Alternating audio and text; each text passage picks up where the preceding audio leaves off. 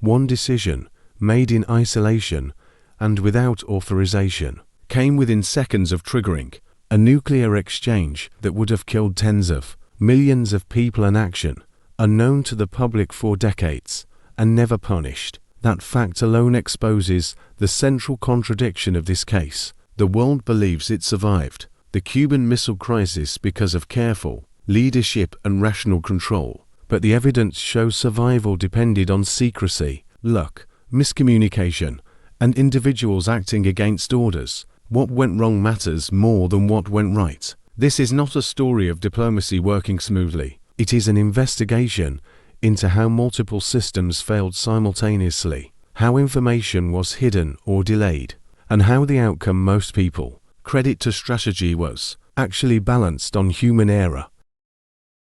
The primary victims were never formally counted because the disaster never officially occurred, but the intended targets were clear. The planned missile deployments in Cuba were designed to strike major population centers across the continental United States within minutes. American nuclear forces were already positioned to retaliate with overwhelming force against the Soviet Union and its allies. Civilian survival was not a factor in either side's planning models. Casualty estimates prepared internally by U.S. defense planners projected tens of millions of immediate deaths, followed by long-term radiation effects that would collapse global agriculture. The people responsible were not abstract governments. They were identifiable military commanders, intelligence analysts, political leaders, and submarine officers operating under pressure, incomplete data, and rigid doctrines that discouraged hesitation. The sequence began not with diplomacy, but with concealment. Soviet leadership authorized the secret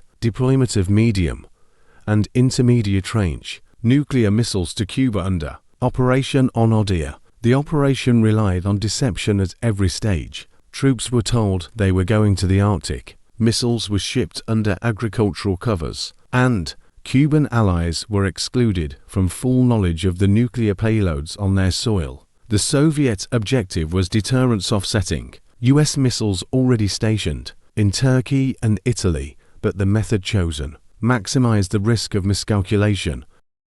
American intelligence initially failed to detect the deployment due to reconnaissance flights were restricted, due to earlier diplomatic sensitivities and the downing of a U-2 over the Soviet Union years earlier. Analysts saw signs of increased Soviet military activity in Cuba, but dismissed early reports of offensive weapons as unreliable or exaggerated. The failure was not lack of data, but institutional bias. The prevailing assumption was that the Soviet Union would not risk such an overt provocation so close to U.S. territory. When photographic evidence finally confirmed missile installations, the response mechanisms exposed deeper flaws. Decision-making authority became centralized at the highest political level, but information flow remained fragmented. Military leaders pushed for immediate airstrikes and invasion. Diplomatic advisors argued for quarantine. Intelligence assessments were revised daily, sometimes contradicting earlier conclusions without clear explanation. The timeline tightened rapidly. Missile sites were not yet operational, but they were progressing faster than expected. The margin for error narrowed with every hour. Yet even at this stage, critical facts were missing. U.S. leadership did not know that tactical nuclear weapons were already present in Cuba, under the control of field commanders, with delegated authority to use them in the event of invasion. This omission would have been catastrophic if an invasion had been ordered. Naval quarantine operations introduced another layer of risk. U.S. warships were instructed to stop and inspect Soviet vessels approaching Cuba. Soviet submarine commanders, operating under radio silence and extreme conditions, interpreted depth charges used as signaling devices as hostile attacks. Several submarines were armed with nuclear torpedoes. Launch authority, in at least one documented case, required agreement from multiple officers, but the environment made deliberation nearly impossible.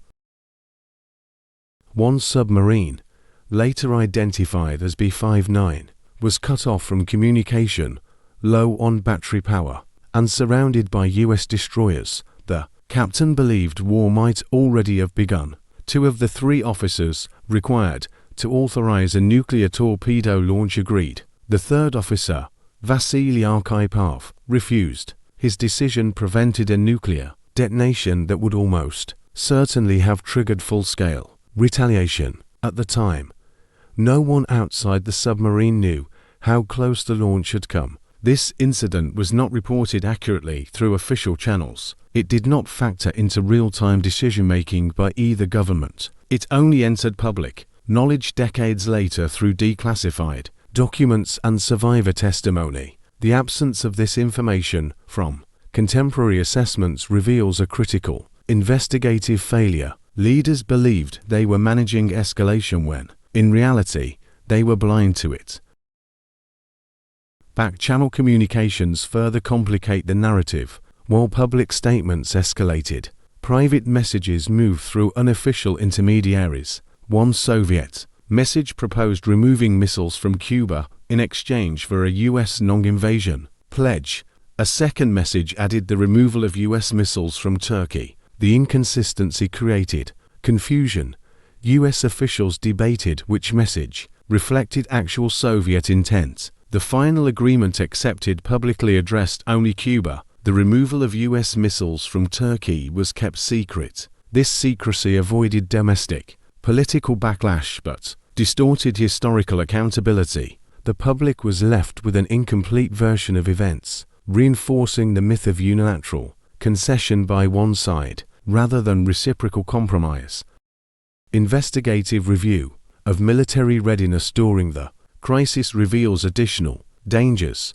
US Strategic Air Command moved to DEFCON 2, placing nuclear bombers in continuous airborne alert. In several documented cases, training flights were mistaken for potential attack runs. Communication errors sent incorrect launch instructions to missile crews, later corrected only after delays. These were not isolated glitches. They reflected systemic weaknesses under stress. The Soviet side faced similar issues. Field commanders lacked clear guidance on engagement rules. Some units prepared missiles for launch without confirmation from Moscow, interpreting ambiguous signals as authorization. The chain of command was stretched across thousands of miles with unreliable communication links. Suspects in this case are not individuals acting maliciously, but systems designed without adequate safeguards. Military doctrines prioritized rapid response over verification. Political leadership underestimated the probability of unauthorized action. Intelligence agencies filtered data through assumptions rather than probabilities. Responsibility is diffused, which makes accountability elusive. No single order nearly caused catastrophe. Instead, overlapping failures created a situation where disaster could have occurred without deliberate intent. This challenges conventional narratives of control and rationality during the crisis.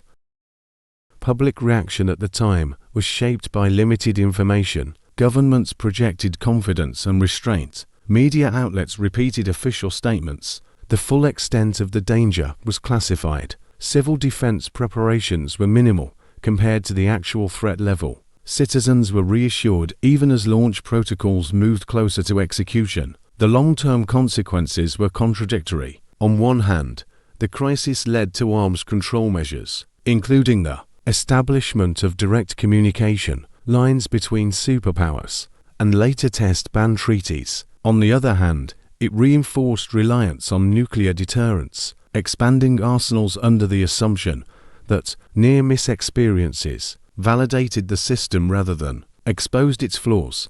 Unresolved questions remain. Why were tactical nuclear weapons deployed without informing political leadership? On the opposing side, why were submarine commanders given launch authority under ambiguous conditions? Why were critical incidents omitted from official histories for decades? And most importantly, why did reforms focus on communication between leaders rather than control over field-level nuclear weapons?